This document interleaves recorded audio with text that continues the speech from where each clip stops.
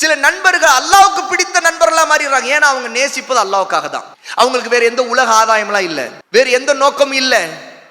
அவர்கள் ஒன்றாக இருக்கிறார்களோ இல்லையோ, ஆனா அல்லாஹ்வுக்கு அவங்களை ரொம்ப பிடிக்கும். ஒரு ஊரிலே இவர் இருப்பார், இன்னொருத்தர் இன்னொரு ஊரிலே இருப்பார். ஆனால் இவர் அவரை பார்ப்பதற்காக கிளம்பி போவார். ஏன்னா அல்லாஹ்வுக்காக இவர் அவரை நேசிக்கிறார் இல்லையா, இவர் போவார். ரசூல் ஸல்லல்லாஹு அலைஹி வஸல்லம் சொன்னாங்க, ஒருவர் தன்னுடைய ஒரு சகோதரரை இன்னொரு ஊரில் இருக்கிறார், அவரை சந்திக்க போய் கொண்டிருந்தார். வழியில் அல்லாஹ் ஒரு மலக்கை அனுப்பினான். அந்த மலக்கு மனித வடிவத்தில் வந்து அவரிடம் பேச்சு கொடுத்தார். எங்கே போகிறீர்கள் என்று கேட்டார். அவர் சொன்னார், இந்த ஊர்ல என்னுடைய ஒரு சகோதரர் இருக்கிறார், அவரை பார்க்க போகிறேன். அவருக்கு உங்களுக்கு ஏதேனும் வியாபாரமா, அவர் ஏதேனும் உங்களுக்கு தரணுமா? அதெல்லாம் ஒன்றுமில்லை, நான் அவரை அல்லாஹ்வுக்காக நேசிக்கிறேன் என்று அவர் சொல்றார். சஹீஹ் முஸ்லிமுடைய ஹதீஸ். உடனே அந்த மலக் சொல்றார், நான் அல்லாஹ்விடமிருந்து அனுப்பப்பட்ட தூதன். என்ன மலக்?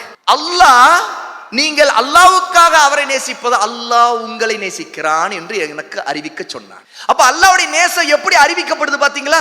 ரொம்ப சின்ன அமல் தான். இன்னொருத்தர் அல்லாஹ்வுக்காக இவர் நேசிச்சார் பாருங்க. அல்லாஹ்வுக்கு பிடிச்ச நண்பர்களா இல்லையா அவங்க? அப்ப அல்லாஹ்வுக்கு பிடிச்ச நண்பர்கள் எப்படி இருப்பாங்கன்னா, அல்லாஹ்வுக்காக தான் நேசிப்பாங்க.